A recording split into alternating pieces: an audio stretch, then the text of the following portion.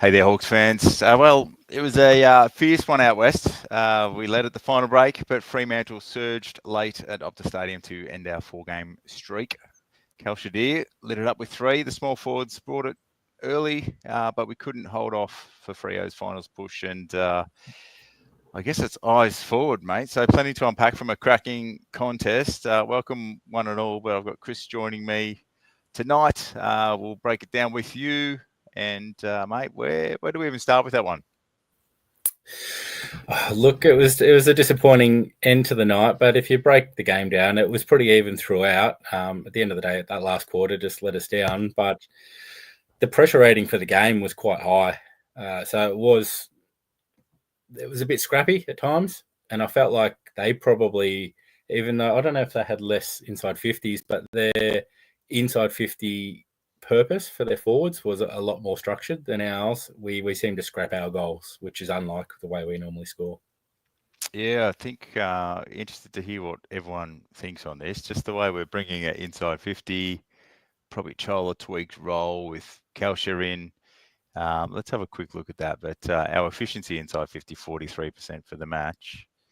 And then inside 50s, we went...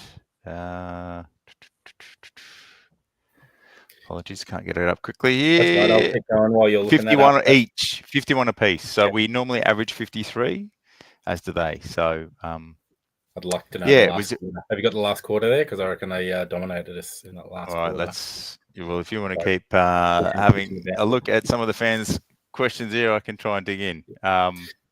So I think the big stat that I took away with the journos or the post-match with the commentators, the pressure rating for Freo in that last quarter was 225 to our 185. So that was the difference. They stepped it up in that last quarter. They were it looked like they had a lot more run in their legs, and it looked like we just got a bit tired, and they sort of gained the ascendancy with that ground position. Every time we tried to get it out of 50, they just had us covered. And when we got it halfway down the ground, we had no one forward because everyone had been sucked up the ground. So yeah, they did a good number on us in that last quarter.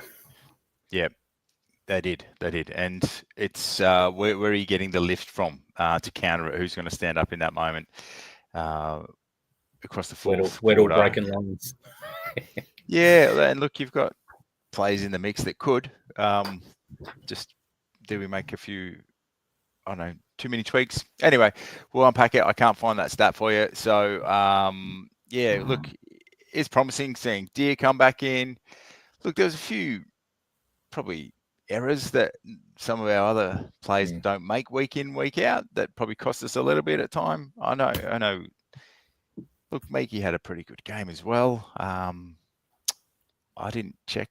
I heard somebody say they had 11 tackles by half time. So he was switched on to play against his former team. I should double check that one. But it was, I think we just looked tired in the second half as well. It's, Meekie ended up with 13 tackles. Yeah. A monster game for the big fella, but it's surprised that we didn't see Chol give him the chop out, given he wasn't perhaps as active up forward. I was a little bit surprised, and I just think Charlie could have contributed a little bit more in different ways. But maybe that's the tweak we need to make. Maybe it's just the hard lesson we have to learn. But here we go. So let's do the rounds. Here's Tommy. I don't know who the Godfather is, but please inform us. We will listen to the Godfather's words. What did you think? Like Meek was a gallant effort, but I just felt like their ruck duo. I think I felt like he had Darcy sort of either 50-50 or covered, but I felt like Jackson just had a few little stints where he just sort of got on top. I felt like maybe if Rama was playing, you might have gone Rama head-to-head with Jackson and given Meek a rest down forward. Might have been a better play, but yeah, it's like hindsight, beautiful thing on this one, isn't it? I think there's going to be a lot of different opinions, and it was probably one that we let get away. Wet conditions early on, I don't know. I thought that would have helped us, to be honest. So you got to bring it. I think, I like this Fred. That's sort of, I guess, what I was alluding to without putting my finger on it. Leadership, where were we going to get it? Sis still, probably coming back after surgery. I would have good call. I would have loved to have seen more thrown into the midfield just in that fourth quarter. Give us a little bit of zip. Give us something else. Give us a different look. Comments there on match committee. I guess they're going to heavily have a look at that one themselves. Geez, I think. Yeah. So that's pretty much it. That's probably cost us. You're right, Sean. Hurts in that regard. That would have put Freo sort of struggling to make the 8, and gave us a good chance to make the top 4. Now, on the flip side of losing, we're in danger of missing the 8 altogether. Yeah. Look, I think the optimist realist in me, I think we can still make it. I still believe we'll make it, but it's you didn't have to put ourselves on the line like this. Now there's some must-win games, and it's playing our bogey team in Port. Just I don't know, have we got a bigger bogey team than Port right now? Maybe Geelong hurts us still a little bit, which I hate. Probably not. They're definitely, they lift. They go to another level playing us now after that sort of rivalry that we've had. So once upon a time you'd probably pencil it in for a win, but it is a scary prospect taking them on. Yeah, was it pressure cracking and individual players? I don't know. I think there's moments in games, and you've got to take them. And what your plan B is, and then how well you execute it is another thing. And so I think, again, a few uncustomary, errors here and there. Maybe that's the conditions to a degree. Was this a mistake that we didn't maybe have a second, more chop out for Meekie? Again, puzzled by a couple of things myself. One of the stats that came out through the week, wasn't he? That Joel was actually the number 1 hit to advantage ruck. Yes. Although his appearances, his ruck hit out attendances are probably lower than most in the league, but I think he was running at 40% or something crazy. Yeah, you're right. And Tim, you had a good interview on the Talking Hawks pod with David Hale during the week. So talked on Rama and Chol in particular, and there's a couple of good insights there. If you want to hear a little bit more from our midfield coach, but Rama, more around the ground was our ruck, and Chol with that centre bounce chop out, which I don't mind that because it's going to conserve if Chol's playing that forward. This is prior to Kalsha coming in.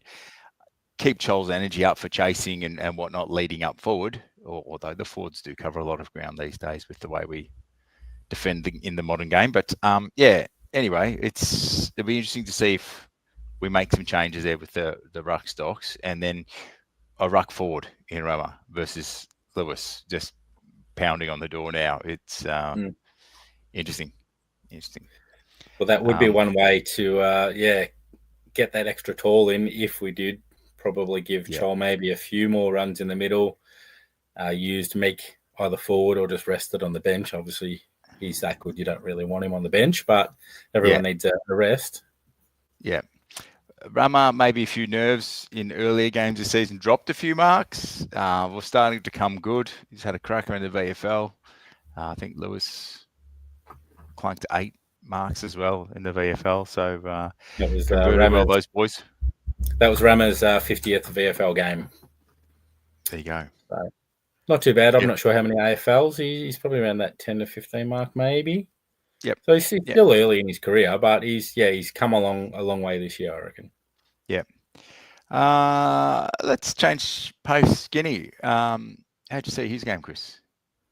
I liked it. Like you said, when a lot of people were struggling with the pressure, I thought he was one of the ones that did quite well and made the most of his opportunities.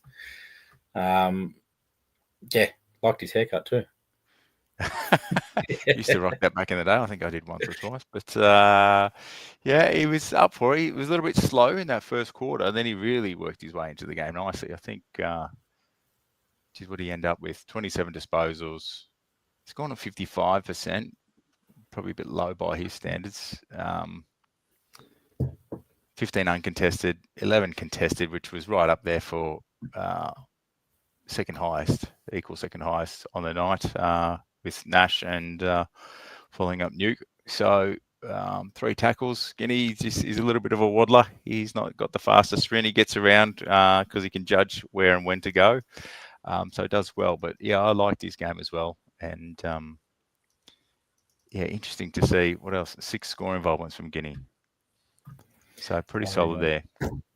You mentioned tackles, and I'm thinking of those small forwards. I did see somebody quote it, so I don't know if it's true or not, but I think Watson had very little number of tackles in his last bunch of games, which where you don't necessarily need to have tackles to create that pressure and turn it over. But yeah, I was a little bit surprised, and it sort of made me think how many tackles he has been getting recently. Yeah, okay, you're right. He's just got the one in this game. Geez, he was probably nursing his head for the rest of the game because he was getting absolutely clobbered. The commentators don't like him. He barely ducked that one on the wing.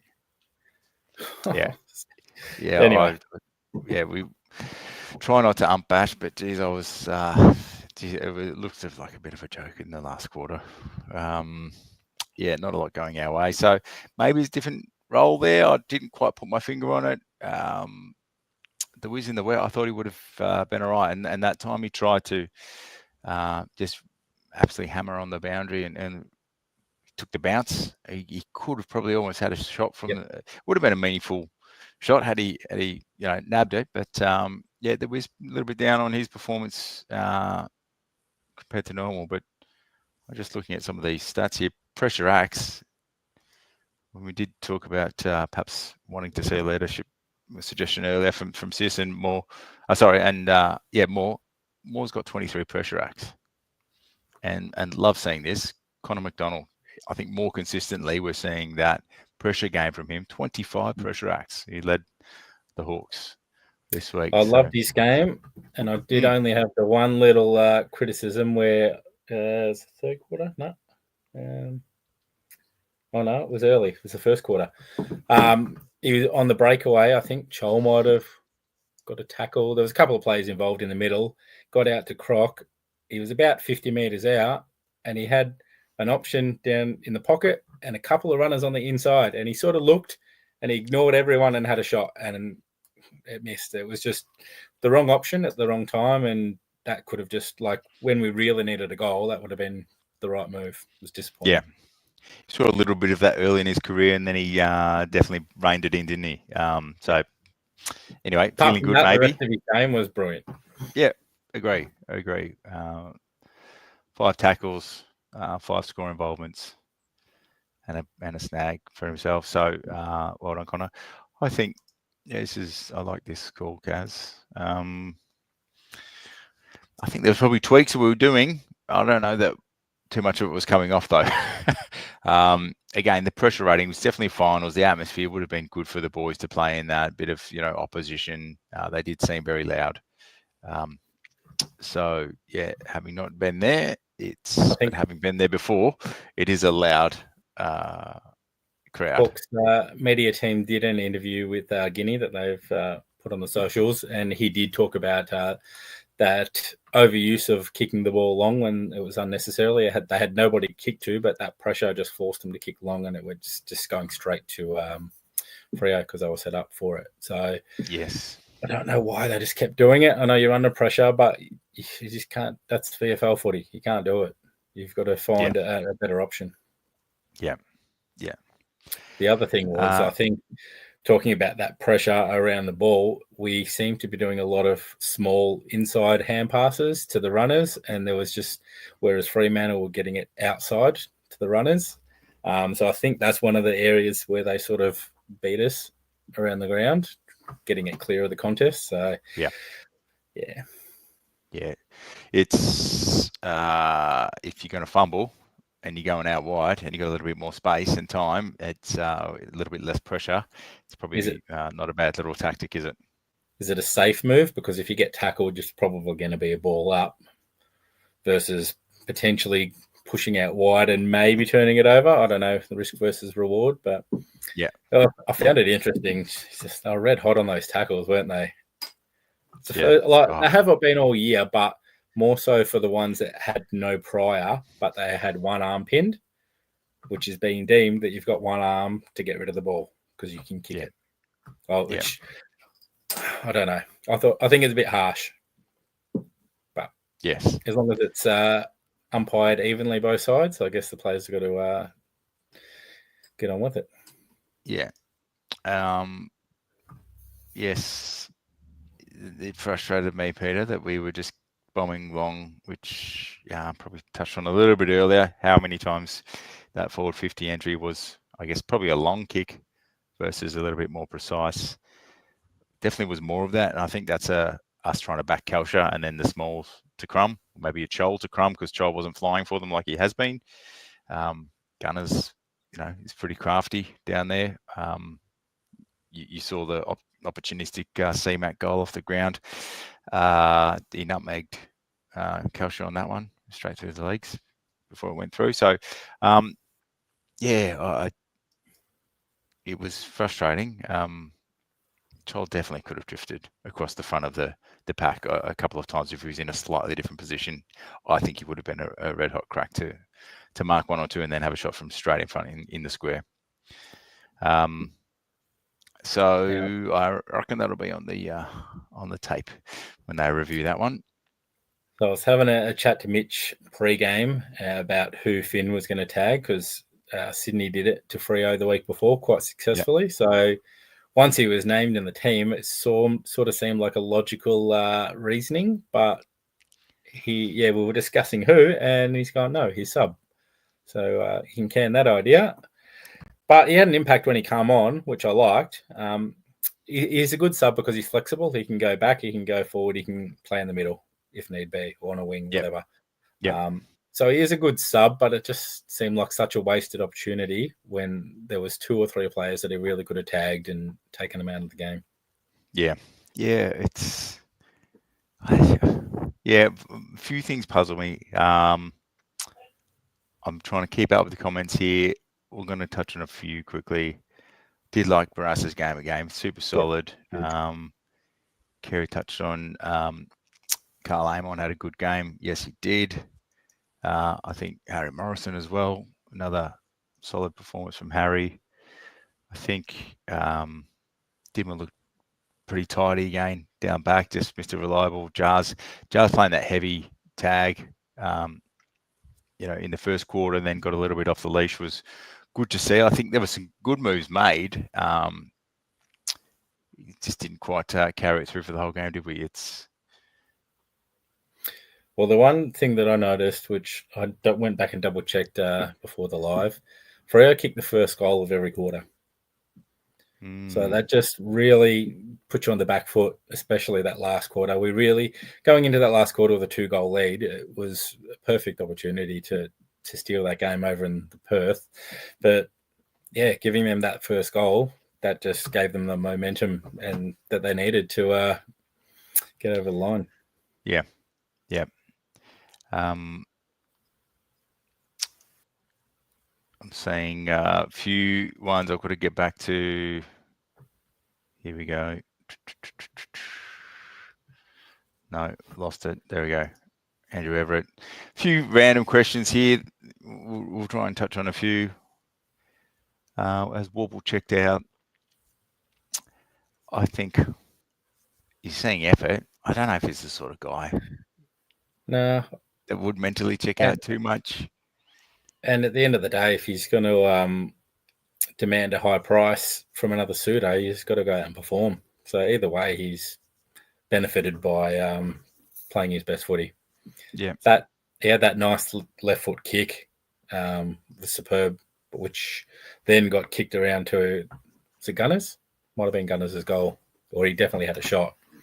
But it's probably one of the best kicks I've seen Warple do. Yeah.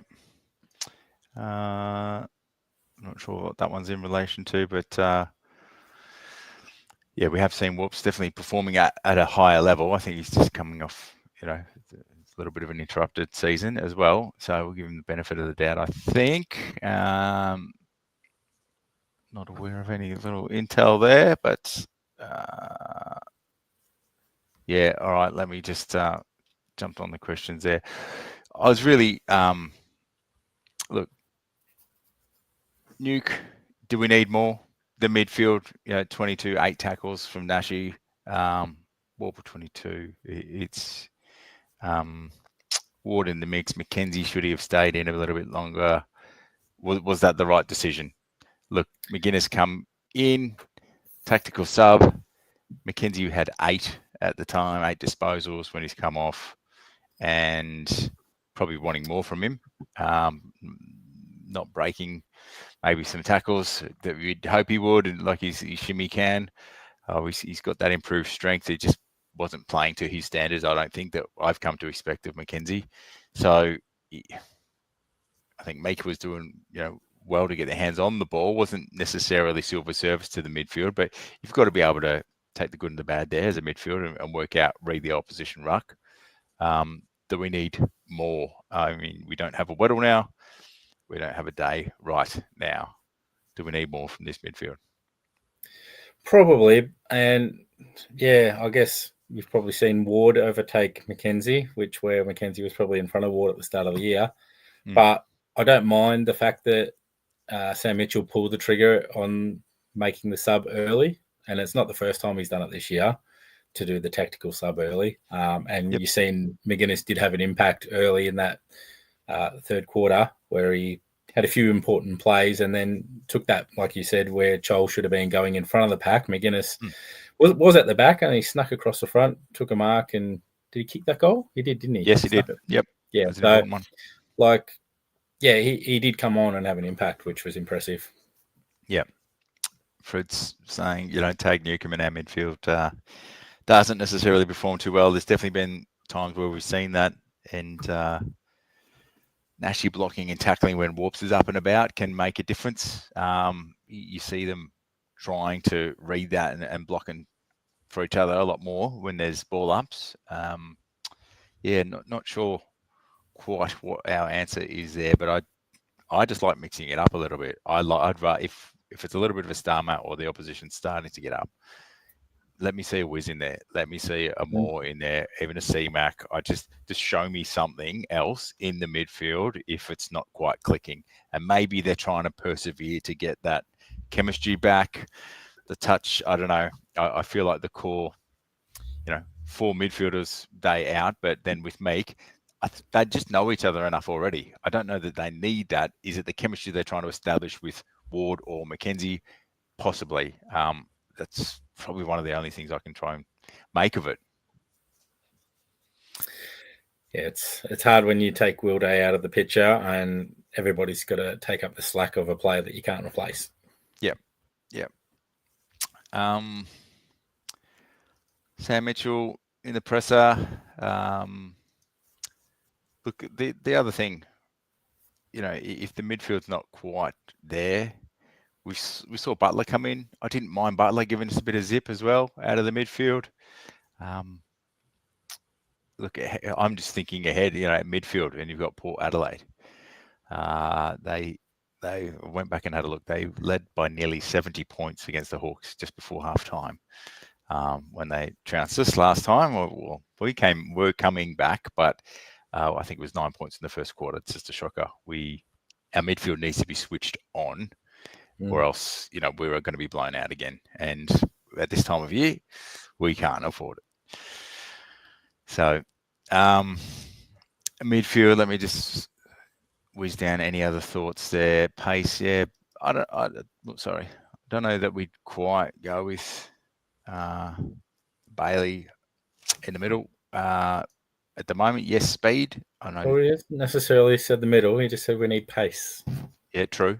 And he had played well. He hadn't really done anything wrong when he'd played in the seniors either. He just made way for, I guess, somebody that's just an auto select in the back line. Yep. This is lovely to hear. And Timmy mentioned it, I think, during the week as well, just as he was sitting there with before he caught up with David Hale. he's looking good out there on the track days. So anyway, welcome addition. As soon as he comes in, probably gonna have to temper our expectations, but just the smarts of day will be something I think all Hawks fans will be salivating over. So ball movement slow was the other thing that Sam Mitchell said. It was wet. I don't know how you. Big yes from you, Chris. Go on. It's in my notes, and it was one of the first things I noticed within the first quarter, that when we went to do the switch, it was either one, too slow, or the kicks were bad, that we wasted too much time executing the switch. So that switch just was not effective. And especially in the wet, you can't afford to waste that much time. Yeah, it hurts, and I think that it'd be interesting to see. Well, was that just tactics they were just trying to? I don't know. A few questions. Frustrating when I like to be able to see at the ground what's going on, where the players are and stuff. You can't see it, or off camera. If you're a stay-at-home watcher. So anyway, what have we got? I think question around Butler's leg. I don't know. Yeah, Dan was agreeing with you there before. Huswaite again. Let's just transition to VFL then briefly. Yep. There's a few players to touch on there. Yeah. Don't know if you've got anything in front of you there, but the scores were Box Hill absolutely thumped them. The good news, we had 134 to 65, 20 goals, 14, so absolute shellacking over Essendon at City Oval, Box Hill. So we were Lewis and Rama absolutely starred, led the whole match. Don't know if you've got any stats there you want to touch on, Chris. I can rattle off a few. I think everybody knows Mitch Lewis had a standout game, kicked 5 goals after kicking 3 goals last week. So that's his 3rd game back from his knee reco. He's looking ready to go. And yeah, it is a bit of a... With 8 marks, as you said. Yeah, who do you take out? But we'll cover that in altogether. Ramsden was the other one that we said. Kicked 4 goals as well, 16 touches, 10 marks, 8 hit-outs. So that's a pretty dominant performance after making way for Kalsha, who I thought Kalsha was quite good and probably the right choice just with the weather conditions. So, yeah, that was an interesting one. From the other AFL listed players, Henry Huswaite again. 2 goals. Who was that with 2? Sorry. Will McCabe. I guess players that you'd be looking at still, Bruce performed all right. He had 18 touches. 1 goal, 1. Yep. Ned Reeves played all right, 15 touches, 40 hit-outs, 1 goal. Absolutely pants them in the ruck. He did with hit-outs, so well done. That was Noodle. An easy day for him. Jack Scrimshaw is the other obvious one, 26 touches. So he's played about 3 or 4 weeks down at VFL now, I think. So I'm not sure what's going on there, why he's not been elevated as yet, but yeah, it's going to be pretty hard to not put him back in. I'm ready for him. Yep. Red hot. Very calm, good tackler, good over, below the knees, in the air. He's that ultimate, and he's, you're probably not injecting mid-size with him, but I feel like he's deceptively quick. Yep. So yeah, will be a nice addition, and where he fits in, I guess, is the question. Yes, it's tough with Battle and Barris, isn't it? It's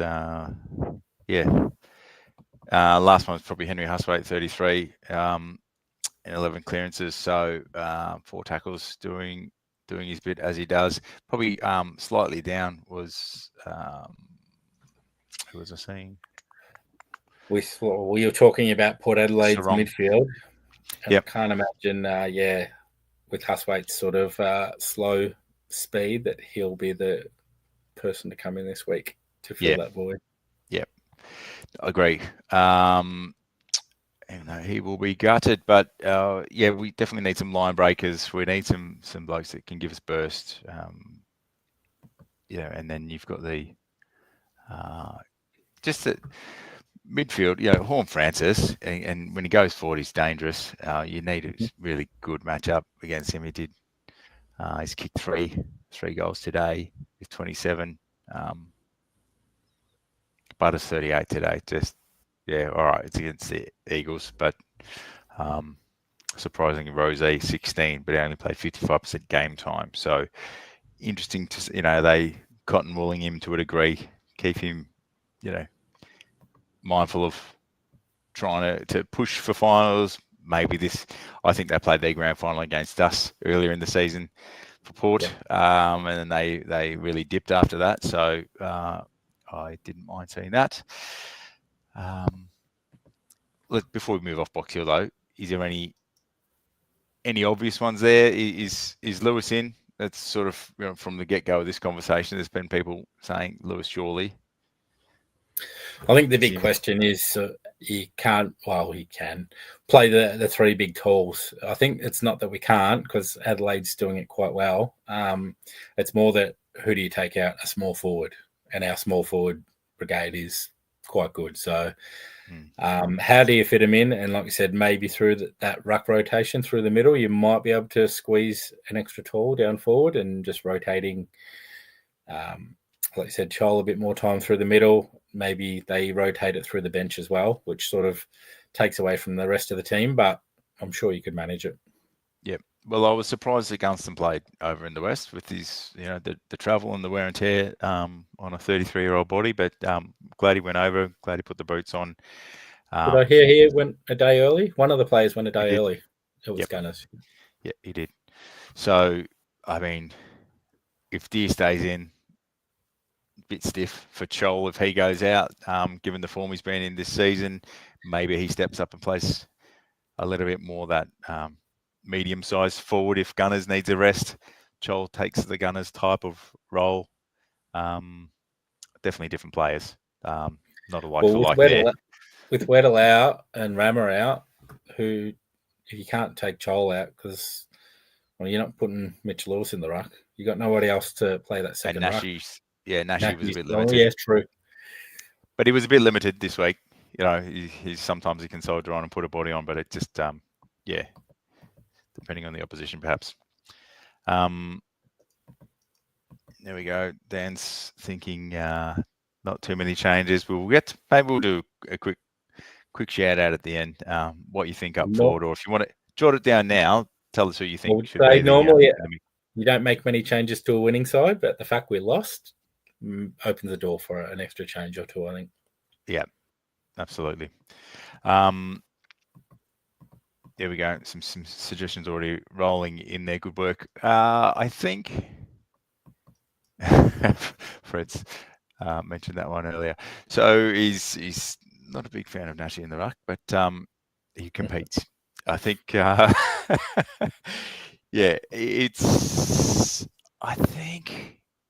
look, I think the midfield's key for us this week. Moving forward, we've really got to set up well. And I mean, Guinea in the midfield sometimes, just that if we don't have a day in, we're talking around 20 for day, I think was what we're talking. We're hearing is likely. So not quite, 2 more weeks. What do we need to do to get through Port? It's for me, the midfield is really where it's at. Lowering the eyes, probably lessons learned from this game. If it's still Chol in the mix, a little bit of tweaks there, I think they'll be better for a game review there.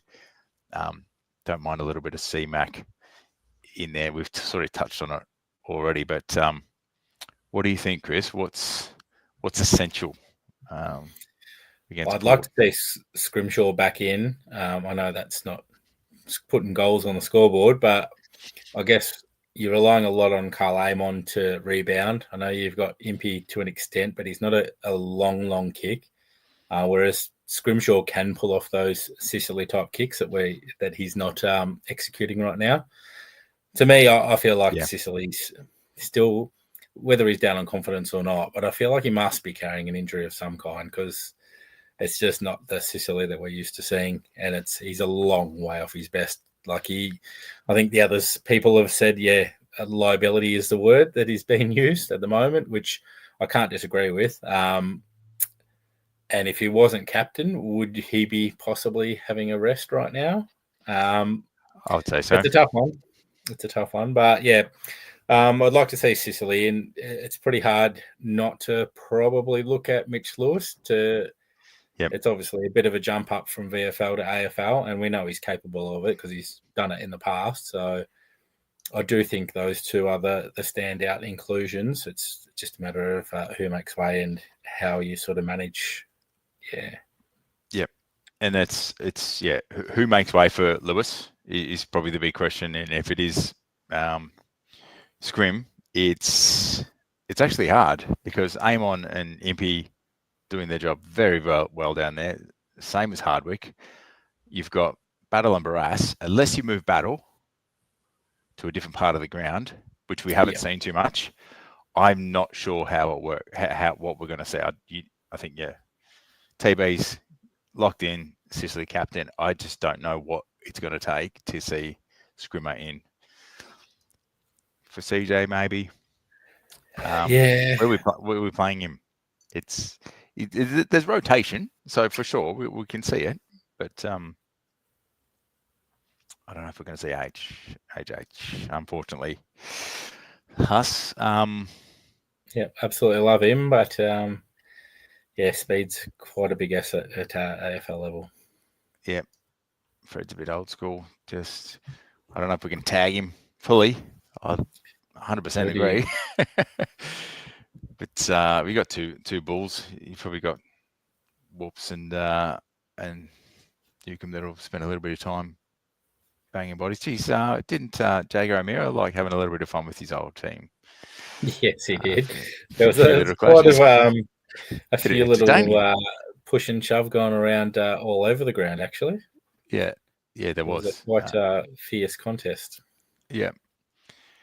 We definitely have a few that can play this position. Sub. What you need at the end of that run? Brucey early in the season was a great super sub, giving us a goal, usually within a quarter of coming on the ground. Loves Tassie. Always kicks a goal down in Tassie, does he? Yeah. I don't know. I think we've passed Con. I think we're past saying Timmer getting pushed forward. But I like your thinking outside the box there to make room for Scrim. Yep, true. Scrim forward every now and then does look handy. If he's was Port Adelaide where he kicked 5 goals, wasn't it? Last year, round 5 last year. Gather round last year, was it? Yeah, possibly. Yeah. Yeah.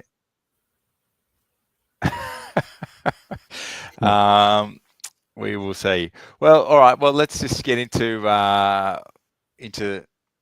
predictions then for next week, mate. I think who you got back to the happy hunting ground that is Tasmania for the Hawks. Hopefully, a little bit of pain, a little bit of licking wounds, and a quick response from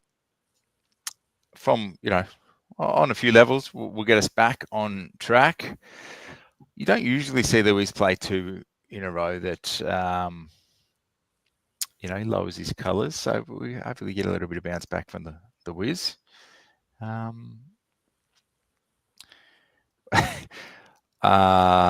little bit of a chuckle there. We can put you onto the sponsorship team if you want, Sean. If you've got connections there, I'm sure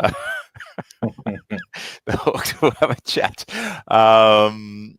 But what day we got this game, Chris? I don't know if you've got that off the top of your head. No, I don't. I can look it up. Let's look that one up as we go. So recent form. So we went down by 30 points to Port Saturday. Last time. It's Saturday. 120. Yeah. So a couple of close matches within 3 and 1 point to the prior 2 to earlier this season, which was over at Adelaide Oval. So now on our home deck, hopefully we can turn up in force. But what are your predictions, everyone? Give us your thoughts. This is really now crunch time. This is finals, brand of footy. Port's not going to leave anything out there. Kenny is going to be on the plane at the end of this year. He's going to have the wings out. So as per the taunt from last year. So all right, a few predictions here coming in. Hawks by 30. Bambi and Lewis be all right, Brookie. Don't mind that, mate. 40. That's a decent win against Port, who has been our bogey team. I better stop saying it. I definitely think the bounce back is there, Shane. I'm glad you joined us, mate. Yes, Carl doesn't mind Tassie. Like it, Dan. What's your?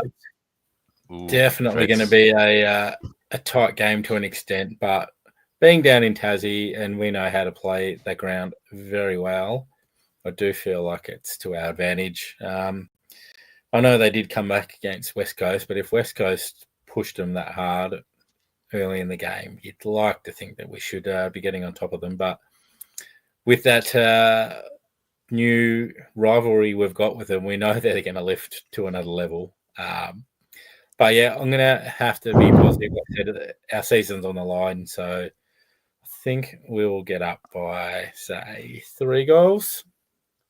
Yep. Not a huge margin, but just comfortable 3 goals. Yep. Not a tight 3 goals. I think. Yeah. Conditions. John, you can BOG. Yeah, I would like that. Glenn, you've nailed that one as the hot tip for the round. I like that tip. So, Andrew, yeah, look, I'm thinking the Hawks are going to get the job done as well. They're going to go 27 points. Just feeling it. I think we're going to see Dylan Moore with 3 goals as well. So with some tall timber starting to roam a little, maybe not quite fully or working perfectly in tandem till, even though his average for his career is 1.1 goals, and this season he's 0.8. I was having a look at that last night. I think he's going to show us he's still got it, and we'll see Dill have a good one. So if you're down there, please go down and make some noise and get in that brown and gold for the Hawks. We've got these last few thoughts.